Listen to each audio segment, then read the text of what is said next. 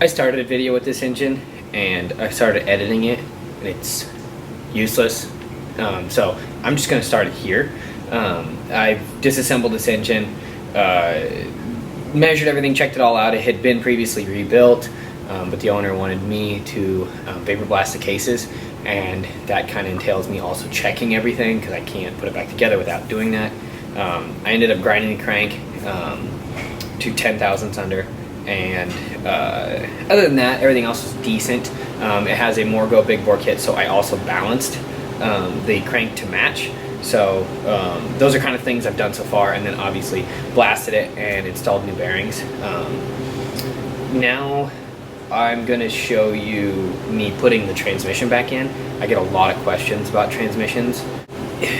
Yeah, I'm just going to kind of show you the best I can. Also, the computer I'm using is very old and not good, so the quality is garbage. I will be getting a new computer soon.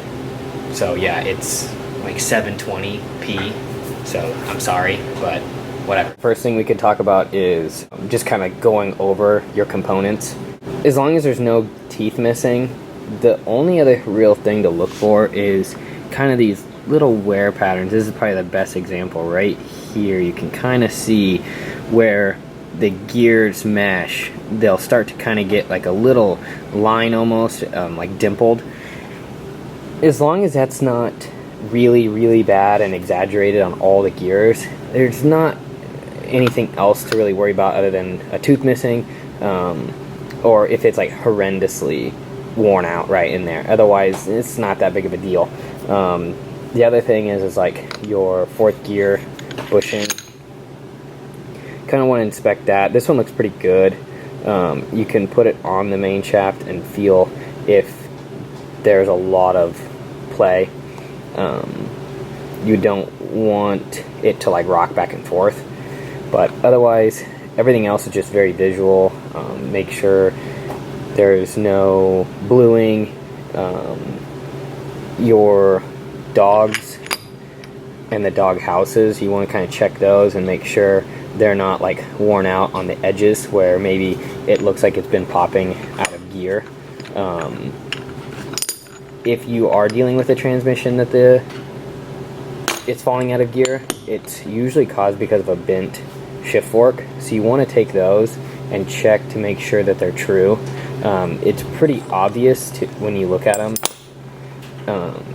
This face along here, if there's any wear that's like uneven or like a lip, it's usually because shift fork isn't true to the shaft it's riding on, so it'll cause this to ride funny on the gears themselves, which will then cause it to either fall in or out of gear when you don't want it to.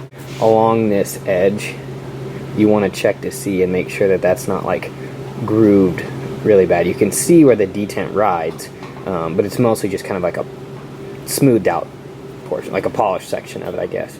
There's not actually a deep, I can't even catch my nail on it, so that's totally okay. Otherwise, that's kind of everything you want to look at in a transmission.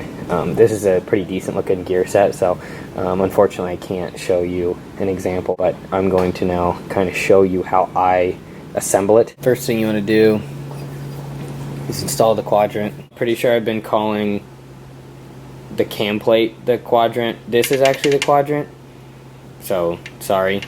I'm sure some of you were yelling at me, but this is the Quadrant. The cam plate was the piece on the inside, but I like to make sure there's a little bit of lube on it. When you're going to assemble your transmission, this detent right here is where you're going to time it on. So when you assemble it, stick it in there and make sure it's sitting just like that. Hopefully you can see there. That's how it's going to sit. I'm going to take it back out, put the detent in, and show you again. Okay, now take your Quadrant, stick it in, and then if you can get your finger in there, depress the detent, and then slide your, there you go. So now you know you've got it can kind of hear the gear change. There. Okay, so you want it to be in that position. Okay, so then once that's in, now you can stick fourth gear in, which should be kind of a snug fit. Oh, that one's just perfect. I'm gonna do my best to make it so you guys can see what I'm doing. Now's a good time to put in your thrust washer for your Layshaft. I like to put grease on the back of it to make sure it stays in place and it doesn't fall. Okay, so now that that's on, fourth gear in, you've got your thrust washer in. So now you're going to want to put your Layshaft in. So put a little bit of assembly lube or oil on the end and there. Okay, so fourth gear, Layshaft. Now you're going to start assembling the gears onto the Layshaft, and you're going to take your Layshaft shift fork.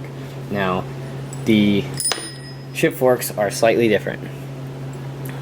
If you look, this is slightly smaller of a radius. If you compare them, that means it's going to be your main shaft. This is your Layshaft. They fit together like so. This main shaft, Layshaft. There's only one way for them to go in properly. Get a manual. It's always good to have a visual. The gears only fit in one place. You can assemble it wrong, but it's not going to fit. If you have a parts book, a lot of the gears have the part number in them. Take your Layshaft shift fork and assemble your two Layshaft gears that ride together like so. Oh, I'm sorry, like this. And you're going to assemble those onto the Layshaft and the shift fork. Boom, just like that. So now you've got fourth gear main shaft is in, your Layshaft goes in, and then the two Layshaft gears go in with the Layshaft fork. Now you've got that together. Also, don't forget that on the shift forks, they've got this little nipple here, and you've got a roller that fits on it. That's not every single 4-speed Triumph is like that, but a lot of them are. Some of them are pressed on.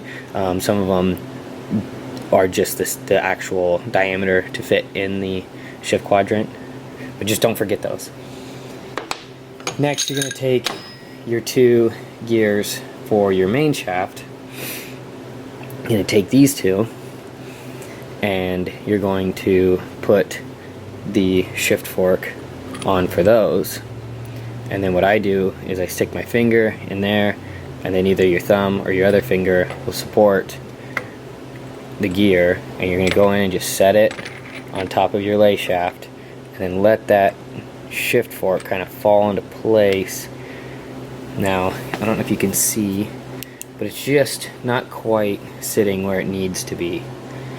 And so then now at this point, I'm going to probably get in the way of the camera and stick both hands in there, and I'm going to kind of guide it into place, and then I'll show you what it looks like after that.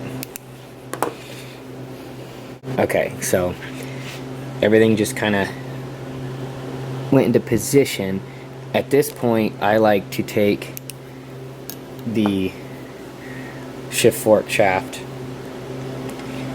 and slowly kind of guide it through there. And sometimes you have to play with your main shaft gears and make sure you get everything. There we go. And then it all kind of get aligned. Boom. So now everything's kind of sitting where it should be. Both shift forks are where they're supposed to be. All your gears are where they're supposed to be. Now you take your main shaft, lube it up, install it.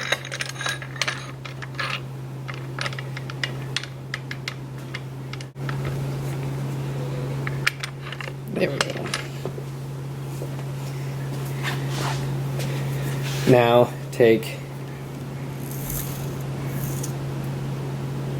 your final Layshaft gear and assemble it. So once everything's assembled fully, it'll kind of sit like that, and then this will be supported, so you have good. So that's the first kind of step of assembly. You got all your gears in place. You still have your quadrant, the cam plate where it's supposed to be for timing purposes, and everything's in position. Some people don't run sealer on it, some people do. Because this is not my engine, I'm sending this engine very far away from me, and putting sealant on it doesn't hurt anything. I like to do it because it's just doubling down on sealing that up, and I don't have to worry about it leaking. I like 1211 by 3 bond on paper gaskets. It does not take a lot, you don't need a ton, but timing a transmission.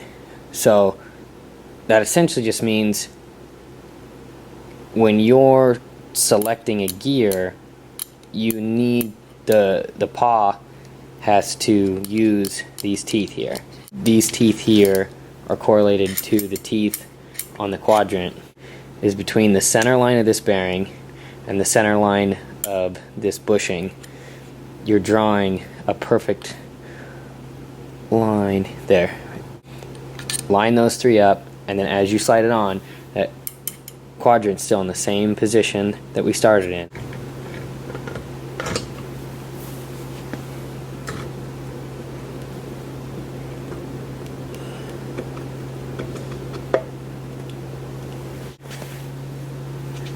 Okay, so that's exactly where you want it to all land. Then you want to put in your hardware. There's the bolt, the Allen head, and then the Phillips screw. Get those put in, and then you want to shift through and make sure you got all 4 gears. You want the thrust washer on first, then the spring. Check these two. If they're really weak, don't even bother putting it back on. Get a new one. They're not that expensive, but you want that to be nice and tight, so that way you get a good snapback of the ratchet. Then the inner sleeve, then the outer, or I'm sorry, the inner gear, and check the face of this too. This one looks really good for being used, but sometimes these are just destroyed. Same with these gears here. They can be pretty gross. Just check all that, make sure it looks pretty. Make sure this gear, these are a bit worn, but not too bad. I've seen some that are almost non-existent, so those aren't horrible. But reassemble it and put your tab washer on and your nut. Now, to truly get this tight, I think the easiest way is to put your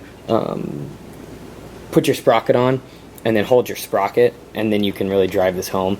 It's about the only way to actually get a good torque on it, but you'll want to snug that up as tight as you can get it, and then bend your tab washer over, and then make sure you got your ratcheting function is operating. But I think that's kind of a good overview of everything. I will probably be doing this quite a bit more times with more engine rebuilds I do. I just thought I would try this first one. If it doesn't help and it makes no sense, maybe kind of let me know, and I'll try and do it maybe from another angle, or be a little bit better about my description. But this will hopefully at least help some of you out. Buy a shop manual, get a factory one. They're worth it. They're not that much. They're available online. You'll definitely benefit from having one. Also, parts book.